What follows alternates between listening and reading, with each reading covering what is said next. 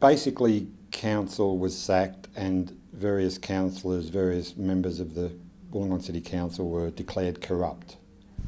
You look at the front page of the Illawarra Mercury, it's got a big banner headline, corrupt, and it's got these pictures of all these people. Now that happened in 2008, but that was a result of what had come before. And what came out in 2008 was just the tip of the iceberg. I'm a long-standing resident of the Illawarra. I've been actively involved in community politics, community campaigns with the local community since the early 80s. So as a historian, as involved with Wollongong City Council, involved in a lot of community groups. So I was very much aware, I've been very much aware since the 80s that there's corruption. It's basically corruption, that the democracy as it's supposed to operate here in the Illawarra doesn't operate. In most instances, no one ever gets caught. No one ever gets caught. And so 2008, ICAC finally stepped in. Now, I believe that ICAC finally stepped in because of, since about the late 80s, people such as involved with the Sandon Point campaign, all those others, had been contacting ICAC, writing to them saying, oh, this is happening, this is happening. For 10, 15 years, nothing had happened, nothing would happen.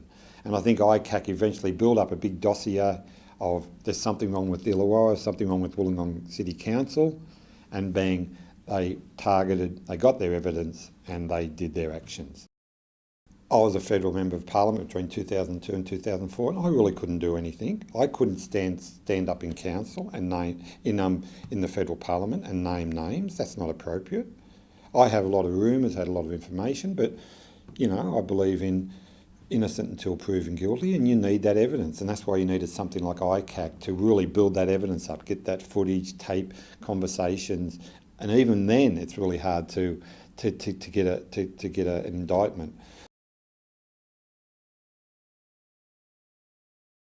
I'm very concerned. We've lost our democracy, you know, by what the state government has done. It's clearly one of the reasons the state government got rid of our council was because of the Green vote. They were worried that if an election had have happened during this corruption time, the Greens would have got their first seat or a couple of seats on council. So it was purely a political decision by state Labor to get the administrators in, as they've done in so many other places, to give them some breathing space so that when everything cools down, they can present some nice people, some young people, some good people, and they'll get control again. And then they'll get control and it'll be all back to normal. We haven't moved forward. We've moved back to the 60s and 70s with this new council. It's worse than it ever was, really, because council has closed down. I've recently joined a committee, a coastal management committee, so people like me are willing to get in there and help, but I can see that council has learned from campaigns such as Sandon Point and others where there was a lot of community conflict, and they've basically put the shutters down. To move forward, we have to restore the democratic process. Now, it's local government. It should be run have a lot of local input. At the moment, it has none. It's run by a bureaucracy, and bureaucracies answer to who? Who do they answer to? They answer to politicians, and they answer to the moneyed people of the city. So a lot of things are happening as we speak that where the community's got no input. You know, whether it's things like the Blue Mile or lots of other things. Now, where's the community input into all these sorts of things? So no, I'm very concerned about what has happened. As a local, I look around and I say, what's important about here? It's about the environment, the coastline, the escarpment, the creeks and all that. We need to protect and preserve that. That's not happening. It took years and years to come to some sort of protection of the escarpment area. So the coastline is just being subject to a lot of inappropriate development. A lot's happening, a lot of good work like cleaning gutters and blue miles and all this sort of thing, but they're doing it without talking to the community. I think the blue mile's ugly. I think it's just an abomination of what they've done to that heritage precinct there. So where was the community discussion? We do need a council, we need neighbourhood committees, we need those committees that council sets up to actually, we need council officers, the bureaucrats to accept, yes, the community is part of the mix here.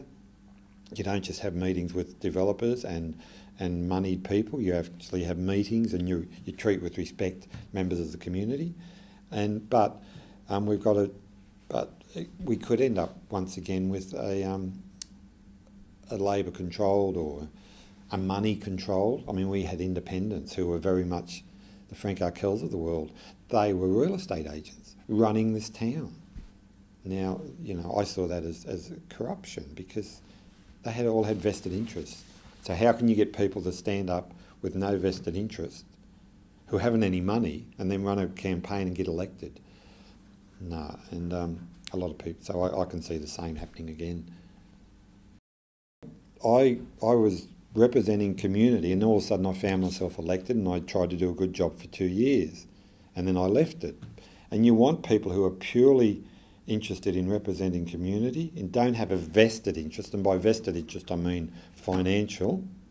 Sure, I had a vested interest in environment, heritage, culture. Yeah, that's where I'm coming from. And you can have a businessman who's got a vested interest in maintaining the general well-being of business. That's fine. But if you've got a real estate agent as your elected representative who's interested in making money, or a corrupt member of a party, or any individual who's interested in making money, no. It's worse than ever. It's worse than ever.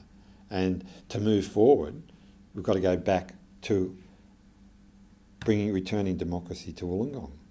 We've got to have an elections. We've got to have people in there who are selfless, who are interested in representing the community, not representing themselves.